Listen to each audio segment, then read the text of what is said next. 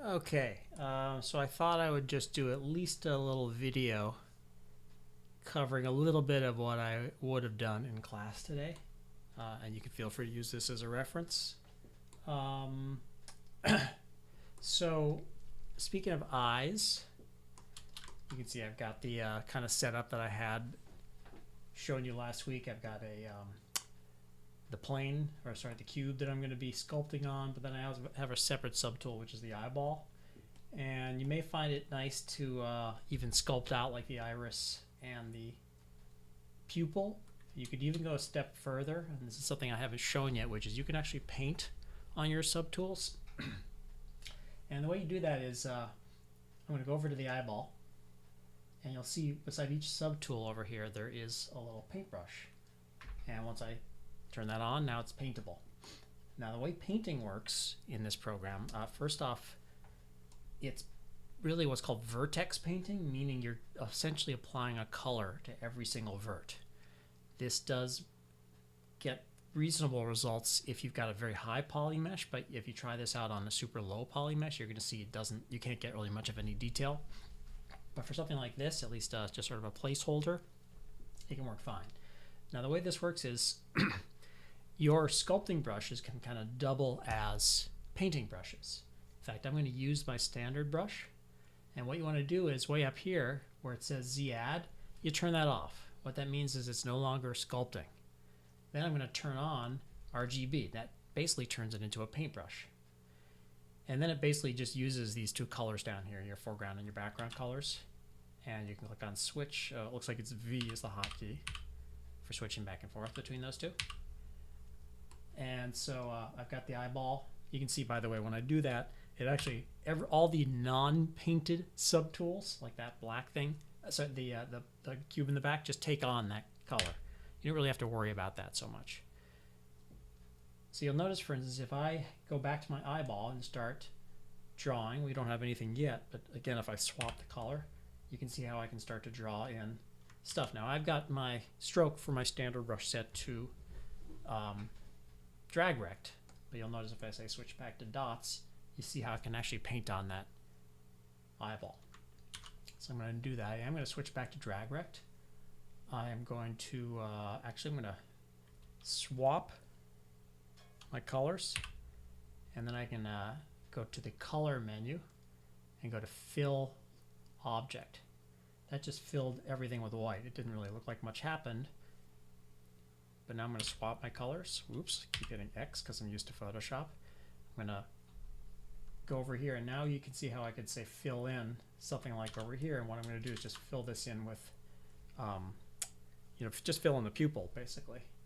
I've got a pretty soft edge to it right now, so if I want I can switch the focal shift down and I get a fairly crisp area. You can see it's actually too crisp, so maybe I'll just decrease the focal shift a little bit, and that seems to do the trick, something like that. And if you want to go nuts, you can even add in a little extra color too. Maybe I'll make a nice kind of like evil iris, and then I'll swap over to black and make a standard pupil. Anyway, now that I've done that, you can just switch off the RGB. I'm going to switch back to white for my color again, and you can see I just turn on Z-Add again for my standard brush in case I want to use it again as a sculpting brush. But now you can see it's kind of even a little nicer to have your eyeball with a little color on it. Okay, so let's see. I'm going to switch over to my eye. Let me just hide the ear cube, and so now I can start sculpting the eye. Now actually, let's take a look over here. I've got just some reference images I grabbed from the web, and you can see lots of nice references available. Now some stuff to consider with the eye is, we take a look here. There is a particular kind of contouring that goes on with both the upper lid and the lower lid. Things to bear in mind when you're doing this. You typically have a very sharp corner on the outer part of the eye, and then you have this sort of contour with a sort of rounded, almost like a sheath of some kind of extra sort of flesh that sort of cups around or sort of goes around the tear duct. And so that's all stuff that I would recommend you try working through. In addition, you can see that the there's a sort of bulge where, especially the bottom lid there, it's almost like it's like a little, again, another kind of cup that almost holds the eyeball in place.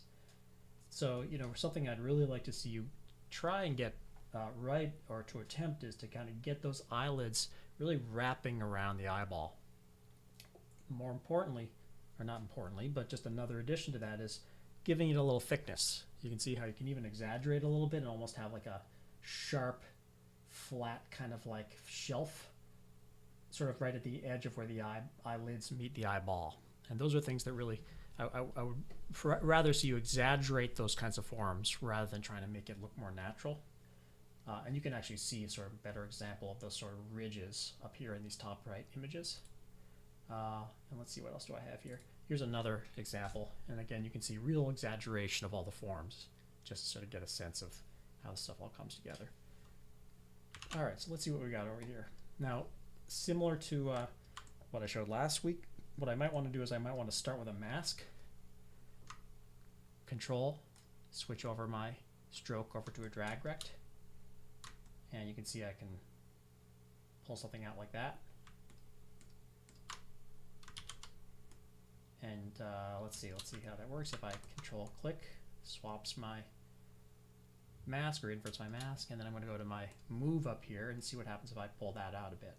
And you can see that's just right away just saving me a bunch of effort in trying to like bulge out that plane to really get it to start to shape to the shape of the eyeball underneath. So I'm going to go back to draw, clear that out. This is, or should be, a Dynamesh, and so now I can start to really sculpt this stuff in. Clay, perhaps. That's actually the last I want to do with symmetry on. Now I want to just turn off symmetry, since the eye really is not a symmetrical thing. And what I'm actually doing here is I'm kind of swapping back and forth between adding and taking away. Again, rebuilding regularly. Now I could even go to town with the move. Really get the eyelid, sort of say start with the upper eyelid. Really get that starting to wrap, kind of going over there. Again, rebuild, so I keep up with my or sort of reduce the stretching for the polygons. And so you can see what I'm doing here is I'm really just tweaking that upper lid and really starting to think about that sort of slope. And you can see how it sort of like has a tighter slope sort of on the inner part of the upper eyelid, and then sort of a gentler slope towards the outer corner of the eye. So that's what I'm already kind of thinking about here. I'm going to start getting that little corner slope in there. Let's see what happens if I pull this back a little bit inside towards the just basically to expose a little bit more of that eyeball in there. Now I can maybe stop that for a moment and concentrate on the lower lid. You can see I'm actually using move quite a bit here. Just increase my brush size, and so now I'm going to sort of start tucking up or pulling up that bottom eyelid so it better kind of conforms.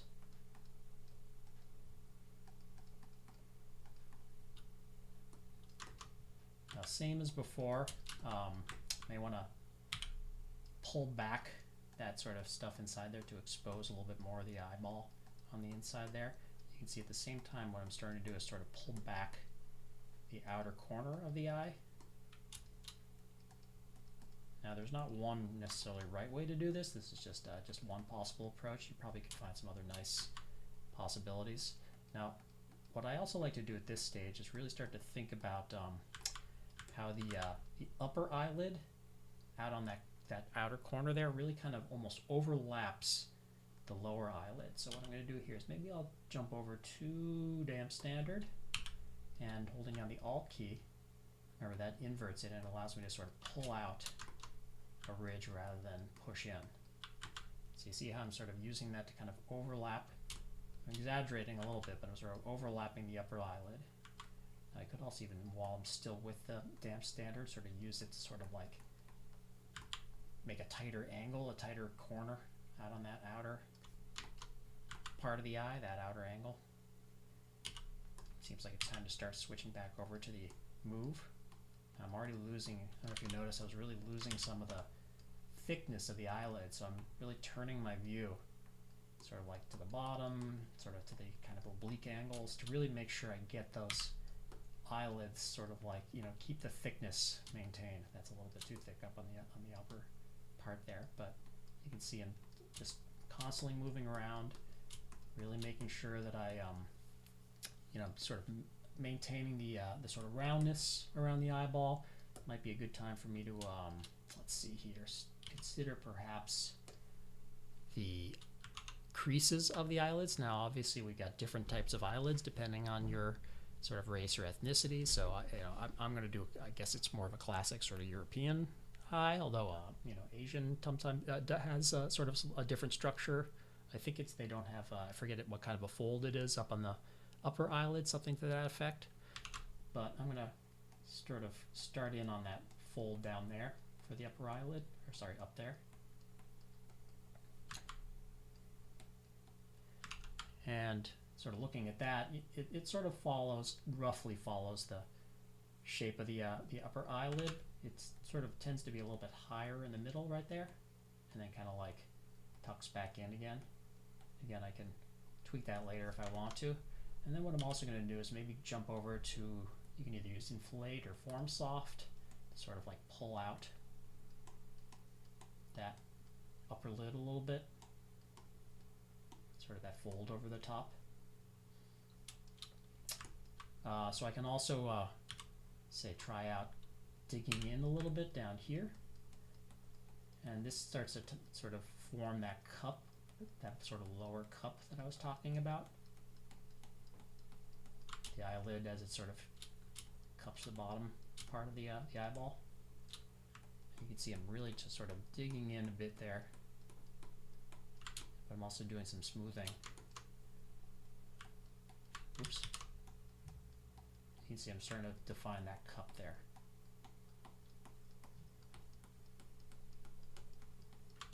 Again, smoothing it out so I don't have quite such an extreme transition down there. Let's see what else I can do here. You know, you can always just jump back and forth with say the move, kind of tweak that stuff. I don't know if you can see my inner part there where the tear duct is really kind of jutting out too far.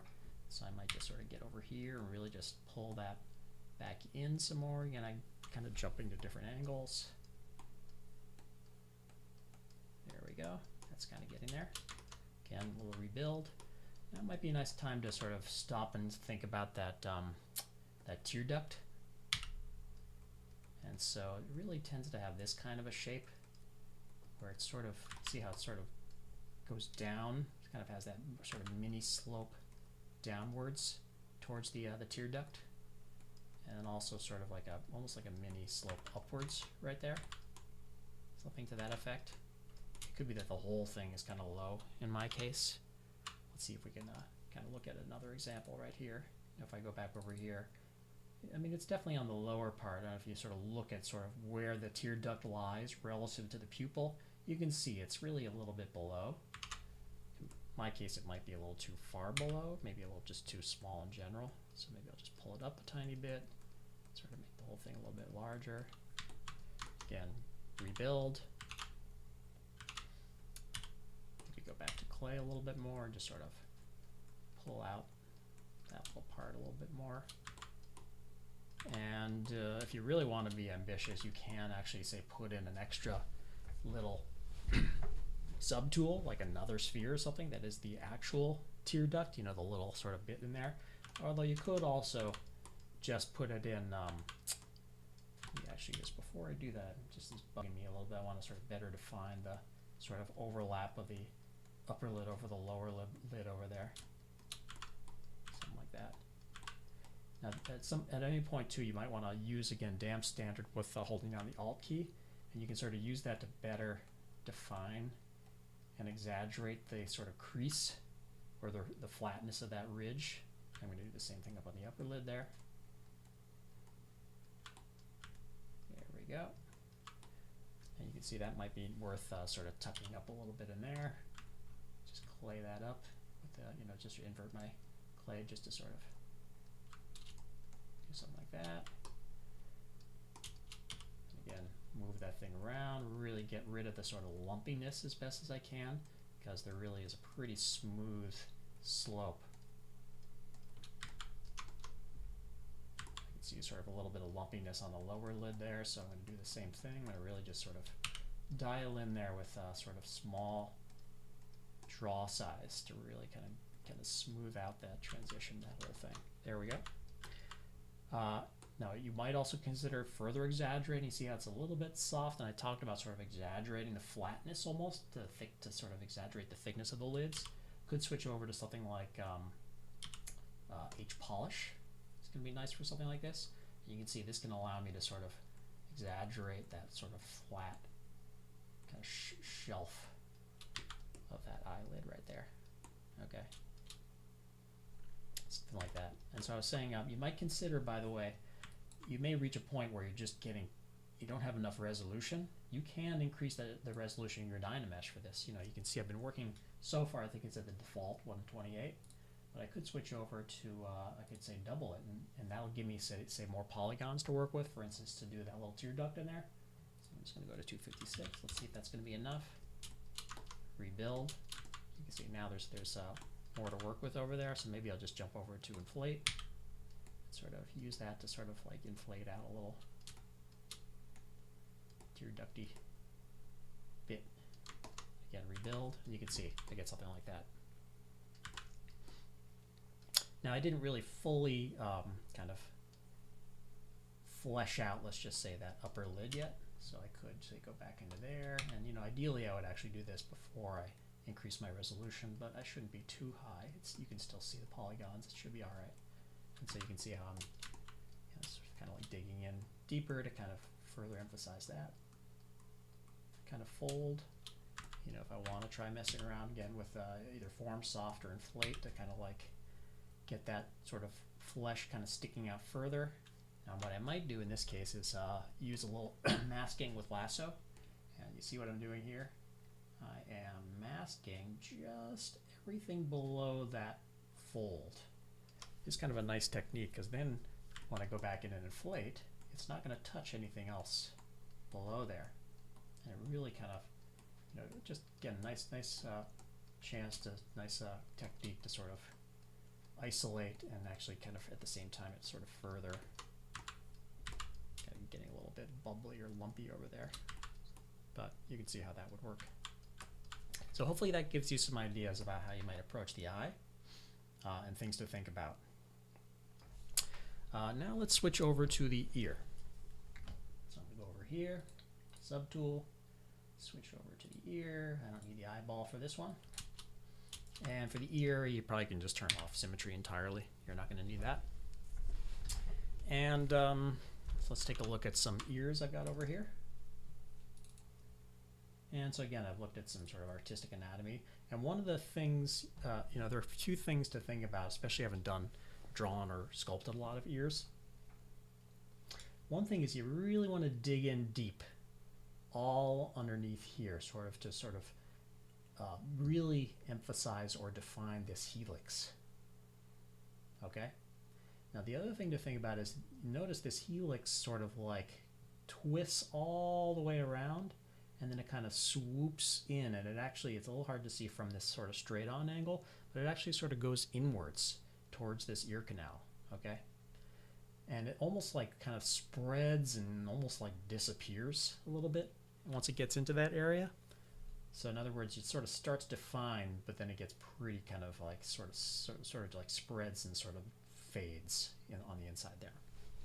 Another thing to think about, you really, this is sort of kind of goes back to a lot I've been talking about in the class. Dig in deep. Same thing with this ear canal. Don't be bashful. Just go in really deep. It's really going to help. Dig in deep for this part right here. You'll notice, it's really worth observing, especially this whole area, and sort of see where this thing called the I think you'll find different people have different names for the parts of the ear, but this they call the intertragical notch right there. And you can see it sort of hovers sort of like above the earlobe, and kind of you can see almost like it kind of has the same line along with that sort of front edge of the earlobe. So that's something we're going to do here. Now I think I may have talked about this as well last week, but what I might consider doing is just kind of doing a mask outline of the whole ear and just sort of pull and sort of rotate it outwards as a nice starting point. So that's what I'm going to do right here. I'm going to go to my front view, hold down my control, and I'm going to just draw sort of like an ear shape where I'm going to kind of get everything like that. Okay. Let me get rid of that little notch right there. I can see I just don't like the shape yet, so I'm going to sort of add a little bit to this, make the not make the lobe not quite so extreme, something like that. And I'm making sure I'm trying to use a fair bit of my cube. You don't want to necessarily make a really tiny ear on this thing. Go decently large. And so once I got that, I'm probably gonna I am going to just sort of soften it once, or actually maybe more than once. And you'll see I also have it on the back end, so I want to get rid of the masking on the back side of this. So I'm going to go hold down Control again, swap my stroke back to say dots, Control Alt. You can see that just got rid of the mask on the back, but kept the front. Okay. Now that I've got that, I'm going to invert my mask, Control click in an empty area. Go back to any one of these move scale rotates. So I'm going to switch over to move. Come on, there we go. And what I'm going to do is I'm going to hold down Alt and grab one of these corners. This just basically moves the pivot point of this whole thing, and I'm moving it sort of towards that, somewhere around that middle, front edge of the whole thing. Okay. Then what I can do is just start rotating this in the y-axis, and you see how it just pulls that whole thing out. You might even consider, let me just pull it out a tiny bit first. There we go. So first I'm just pulling it straight out, and then I'm going to rotate it a little bit. Some combination of those two. Great. So I go back to draw. Control wants to clear out the mask. Control drag twice, and that rebuilds. Okay. So right away you can see I'm going to sort of get rid of that kind of like sharp ridge there to create a sort of soft transition.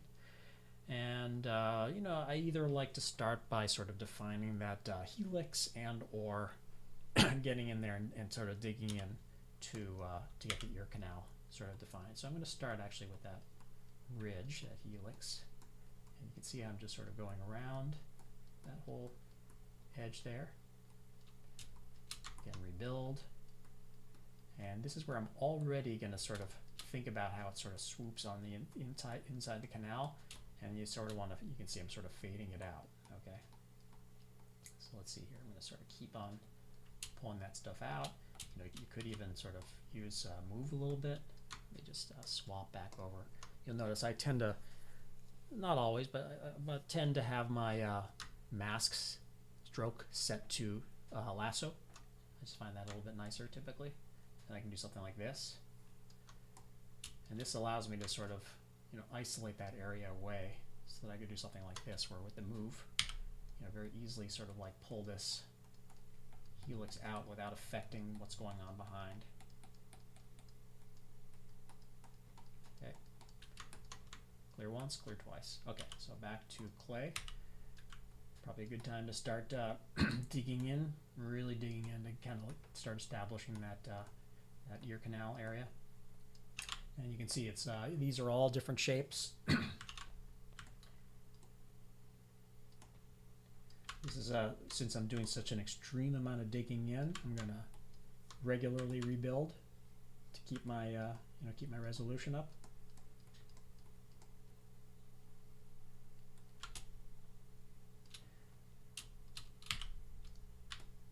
So I'm really gonna start to get that notch in. Sort of get it. Maybe need to go even smaller for my brush size. You can see I'm really not stopping. I'm keeping on keeping on digging in. Okay. I'll probably keep going with that. Now you may consider, let me just kind of pull out that ridge even further. Now you may consider sort of start to emphasize. You notice how around the sort of canal there's this also sort of like an additional ridge. And that's what I'm going to do right here. Sorry about the phone.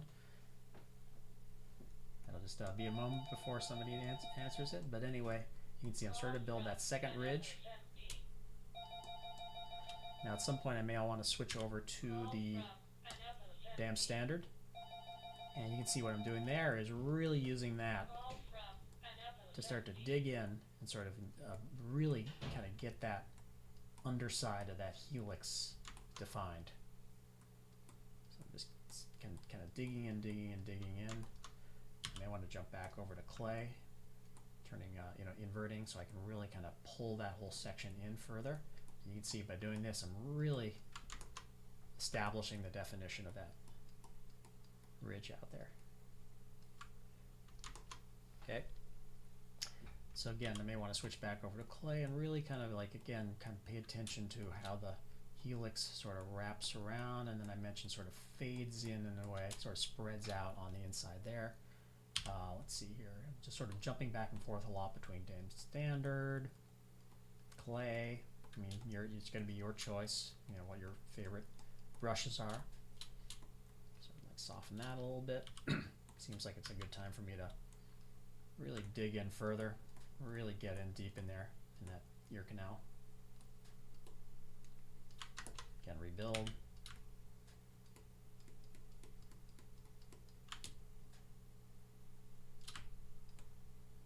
Now, similar to the what I was showing with the eye earlier, at some point you may decide that you need to bump up your resolution. I'm not ready yet, but let me just see here. I don't like sort of the shape that I'm getting here, so I'm like, I can redo that a little bit. If I want, I can literally just use move and just sort of pull that notch out further.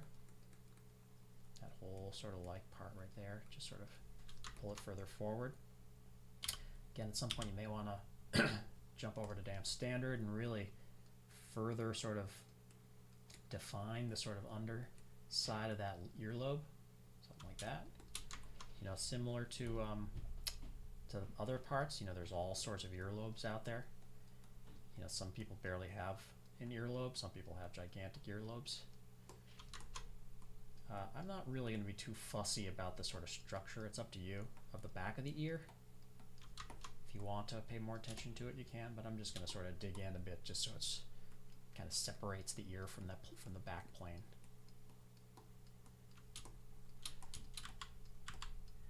All right, now let's see what else we got here. Now in addition, there's almost like you can see this triangular fossa. It's another kind of almost notch or sort of or depression or concavity. And I'm still kind of further digging in underneath there to really just start defining that. I might even kind of go right in. I'm still in the dam standard, really just to get that ridge going on right in there. There we go. Okay. So, jump back to clay. And what I'm going to do is just sort of start digging in right in that area to start to get that triangular fossa in there. And kind of what this is, and by triangular, I think what it's getting at is there's this almost like a fork or split, like a triangle that happens right there. See how this,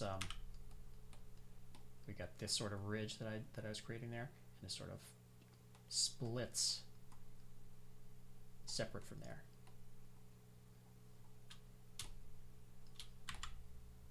Okay.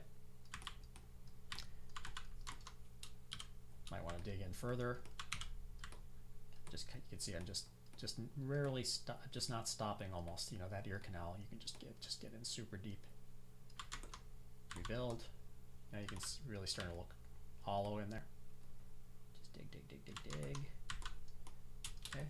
And again, what I might consider doing is just further digging in to really get underneath, using that that dam standard. Really just dig in, get that sort of underside sort of defined, almost like there's a sort of an overhang.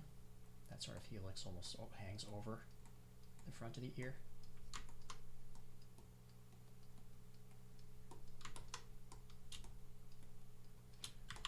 Again, you may decide at this point, okay, I think I've got the sort of larger and medium-sized forms done. It's just a little hard to get this sort of like smoothness. Maybe you'll double your Dynamesh resolution. Do a little rebuild. You can see now I've just got more polys to work with. I can sort of smooth stuff out a little bit, sort of get some more refinement over there. Maybe I'll go back in, sort of like puff that little thing out a little bit more. You can see it's getting a little harder to get smooth stuff since I have a higher resolution, but I still haven't gone so high. Okay, so that's the general idea, and then, you know, at some point you may decide, yeah, I just don't like the overall sort of shape of the ear. Then you just go back to your move, use a pretty large brush size, and you can really just sort of do a job sort of tweaking the overall proportions of that thing.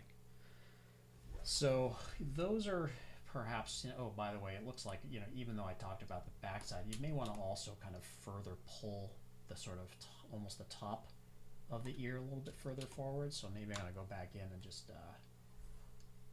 again mask out stuff so I don't affect it. There we go. Grab that last little bit down there, and then I can really kind of pull out that sort of upper back part of the ear a little bit more. You can see it's sort of getting that sort of lumpy feet quality, which I, whoa, didn't like that. Sort of lumpy quality back there, which I'm going to kind of try and smooth or tidy up a little bit. Yeah, I don't think that clay is doing me any favors anymore, so it might be time to switch over to, say, Inflate. That'll give me a little better result over there. All right, so that really is what I wanted to show today. I think the eye and the ear are probably the more challenging face parts. And if you have any questions, send me a note. Bye.